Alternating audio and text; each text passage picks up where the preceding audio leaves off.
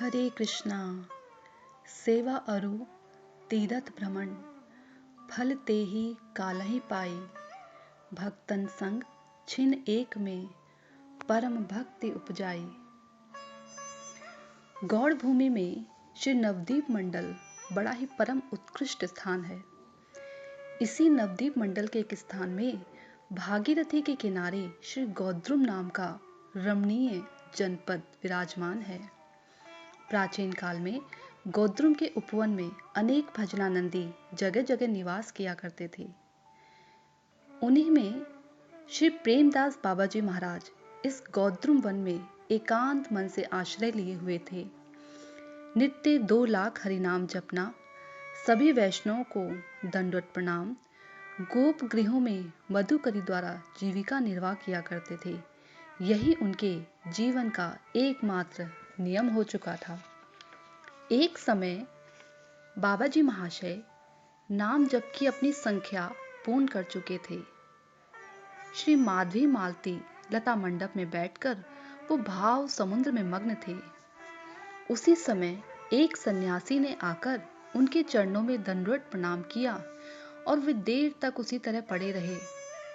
बाबा जी महाशय पहले तो भावानंद में मस्त थे, किंतु थोड़ी ही देर में जब उनकी बाह्य स्फूर्ति हुई, तब उन्होंने साष्टांग पड़े हुए सन्यासी महात्मा को देखा। सन्यासी ने कहा, हे प्रभु, मैं अत्यंत दीनहीन हूँ।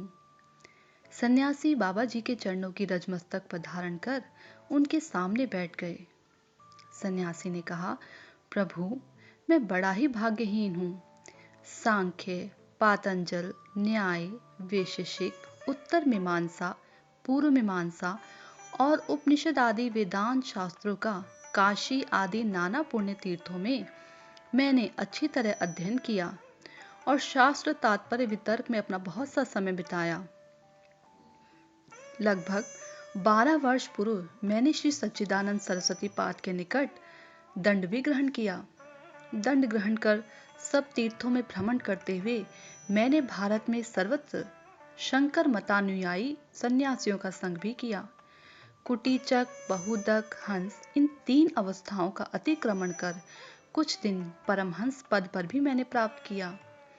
मौन अवलंबन कर वाराणसी क्षेत्र में अहम ब्रह्मास्मि तत्त्वम असि आदि शंकराचार्य जी के द्वारा कथित महावाक्यों का आश्रय भी मैंने लिया।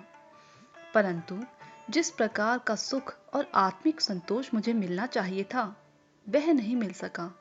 एक दिन कोई वैष्णव साधु ऊंचे स्वर से हरिलीला गान करते करते मेरे सामने से निकले। मैंने आंखें खोलकर देखा कि वे आंसुओं से तरबतर हो रहे थे। उनके सारे शरीर में रोमांच हो रहा था। गदगद स्वर से श्री कृष्ण चैतन्य प्रभु नित्यानंद इसी नाम का कीर्तन कर रहे थे। नृत्य करते करते उनके चरण स्खलित हो पड़ते थे और वे पृथ्वी पर गिर पड़ते थे। उन्हें देखकर और उनका गान सुनकर मेरे हृदय में एक अनिर्वचनीय भाव उत्पन्न हुआ, जिसे मैं आपके निकट वर्णन करने में असमर्थ हूँ। भावोदय तो अवश्य हुआ, तथापि अपने परमहंस पद की मर्यादा रक्षा करने के लिए उनसे कुछ भी वार्तालाप न कर सका। हाँ, धिक्कार है मेरी पद मर्यादा को, धिक्कार है मेरे भाग्य को। उसी दिन से मैंने अपने मन में निश्चय कर लिया कि वैष्णव के चरणों का आश्रय लेना ही मेरे लिए श्रेयस्कर है। और इसी इच्छा से मैं आपके समीप आया हूँ। ऐसा सुनते ही बाबा जी ने सन्यासी को अपने गले से लगा लिया और आंसुओं से तरबतर कर दिया। सन्यासी महाराज ने वैष्णव के अंग का स्पर्श कर हृदय में एक अभूतपूर्व भावोदय का अनुभव किया। तो देखा आपने कि किस प्रकार बाबा जी महाशय के केवल स्पर्श मात्र से ही उन सन्यासी के हृदय में भाव उत्पन्न हो गया। इसीलिए तो भक्त कहते हैं, तुल्याम लवेनापि न स्वर्ग न अपून भवम भगवत संगी संगस्य मृत्यानाम किमुता आशीषः। अर्थात भगवत प्रेमी भक्तों के लव मात्र के सत्संग से स्वर्ग एवं मोक्ष की भी तुलना नहीं की जा सकती। फिर मरणशील मनुष्यों के तुच्छ राज्य आदि भोगों की तो बात ही क्या है। भगवान के जो प्रेमी भक्त होते हैं, जिन्होंने भगवान के लिए अपना सर्वस्व न्यौछावर कर दिया, जो भगवान के चरणों में एकांतिक रूप से शरणागत हुए हैं, ऐसे भक्त जो भगवान की लीला कथा के बगैर, उनके नाम के बगैर एक पल के लिए भी नहीं रह सकते, यदि ऐसे भक्तों का संग किसी महान भाग्यशाली व्यक्ति को मिल जाए तो उनके संग से ऐसा व्यक्ति जिसके हृदय में स्वर्ग प्राप्ति की इच्छा हो, और तो और ऐसे ब्रह्मवादी जिनके हृदय में मोक्ष की कामना हो, तुच्छ पड़ जाती है। उनके संग से, केवल कुछ समय के संग से ही उनके हृदय में भगवान के प्रति अभूतपूर्व प्रेम जागृत हो जाता है।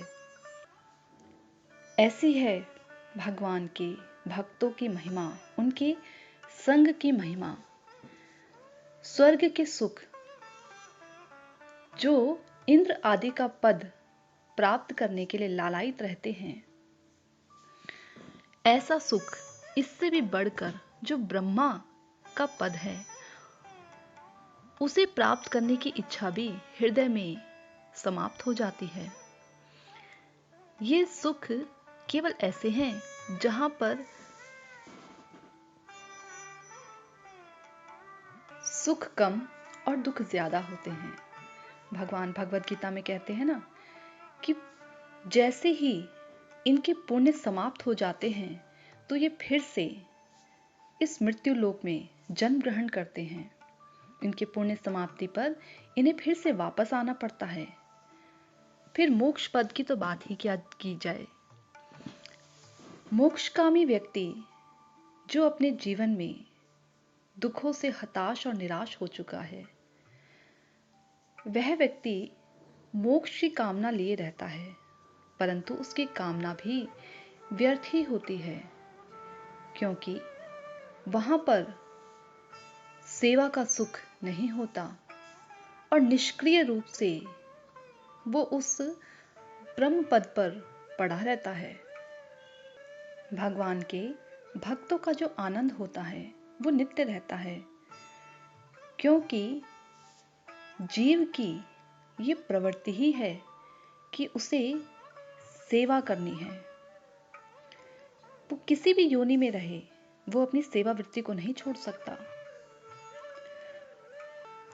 एक माता अपने पुत्र से जितना अधिक स्नेह करती है, प्रेम करती है, वो अपने पुत्र की उतनी ही सेवा करेगी। एक पिता अपने पुत्र से जितना प्रेम करता है, वो उसका उतना ही ध्यान रखेगा, उसकी उतनी ही सेवा करेगा। इसी प्रकार एक प्रिया अपने प्रियतम से जितनी मात्रा में प्रेम करती है, उतनी ही वो उसकी सेवा भी करेगी।